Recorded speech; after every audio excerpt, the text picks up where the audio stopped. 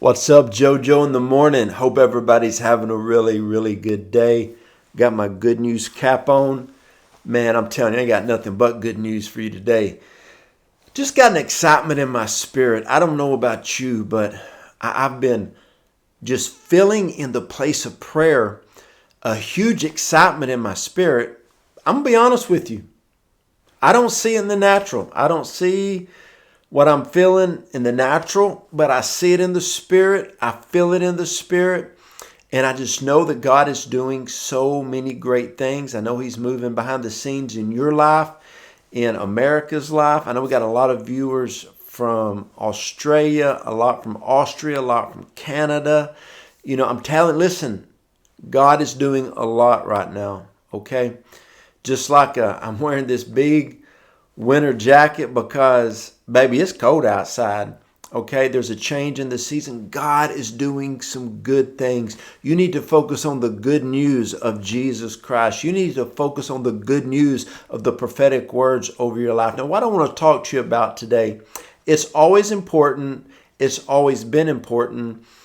But moving forward in life, it's going to be more important than ever. And that is, you got to guard your inner circle. I remember one time Daniel Norris, he was a spiritual son to Steve Hill, the evangelist of the Brownsville Revival. And he had a picture that Daniel Norris said that Steve Hill always showed him. It was a circle, a circle, a circle, a circle, a circle. And he said, as you're, moving on in ministry and business, your inner circle needs to get smaller and smaller and smaller and smaller and smaller. Why is that? It's the law of the inner circle. It's the people that you associate with. I was talking to somebody who is in a younger generation than me, and they're absolutely just killing it in everything they're doing in YouTube, in books, in ministry, got their own businesses. And they said, I have very few close personal friends, but I like it that way because not many people can hold my intensity in running after God. Not many people can hold my intensity when it comes to content. Not many people can hold my intensity when I'm doing things. And so I don't want to drop to somebody who can't match my intensity because I don't want to fall back. I'm open to anybody who wants to step up to where I'm at, but a lot of people don't want to do that, and that is so true. Like I've got very few friends in ministry that I would call close personal friends. I've only got a few in business because I will not give in to anything when it comes to character, morality, things of the spirit. I just don't back up. Here's where I'm at. If you're at this level, we can run, but I'm not going to, mess around. I remember hanging out with some people, believe it or not, at a ministry conference, and they were going to eat. They're like, "Hey, Joe, we're going to go grab a bite to eat. You want to go?" I said, "Sure, man, sounds great." And they're like, "Hey, just let you know, man, we're going to probably have a few drinks." I said, "Hey, you know what? You know what? There's a place right here. I get something. I'll go back to my hotel room." I went back to my hotel room, had a great meal by myself with some unsweet tea, got on the phone and called my wife, had an amazing night. You know what I'm saying? But the next day, one of those guys came up to me and said, one thing I've always respected about you is you don't compromise. I said, "Hey, I ain't judging nobody, but I don't compromise for anybody because I have too much to live for." See, whatever I hold as my standard is what I feel He gave me for my standard. And so you got to run with an association of people who have your standard. When it comes to things of the spirit, things in business, morality. I got a friend who owns a large car dealership, and this is what he tells his salesman: "If you ever lie to one of my customers, you're fired. We don't do that." Every person I've ever met in business, they have a code of ethics. A lot of people in ministry, they have different people have morality, character, at different levels. Moving forward, you're going to have to run with people that complement your lifestyle. You're going to have to find people. Like I was around a bunch of ministers one day, and I remember I was at this conference, and they just kind of told some shady jokes. I was like, "God, I ain't down with none of that." And then the next weekend, I was at a conference, And all these guys wanted to do was talk about prayer and fasting and the Bible and the Word. I'll never forget a time we were in Canada, and I was doing a conference with Apostle Ryan Lestrange and Apostle Chris Mathis. Chris Mathis then was in Florida. Now he's up there in Canada. And we were just sitting around talking, and Apostle Ryan Lestrange said, let's just pray. Let's just pray. And so we just got together and we prayed. It was Apostle Ryan, Apostle Chris, and myself. We prayed in the Spirit for about an hour. Then we just dove into what the Lord's saying about in this day, in this hour, and just, you get around people like that. That's who you need to run with. People who have a fire. People who just want to go after the things of God. And then, there's a lot of people who don't do stuff that's wrong or a sin or anything, but they're just kind of relaxed, just kind of lackadaisical, going through life and comfort zone and don't want a whole lot. And I was talking to this guy the other day in our city, and he's one of the best dudes you ever want to meet. And I saw him at a restaurant. I was talking to him, and my kids were like, Dad, he's probably one of the absolute nicest guys you'll ever meet. I said, oh, he is. He's phenomenal. Great guy. But has no desire in life to do anything or achieve anything or leave anything for his family. He's just a super good guy. And that's him. That's cool. Real nice guy. Appreciate how he's always been kind to me.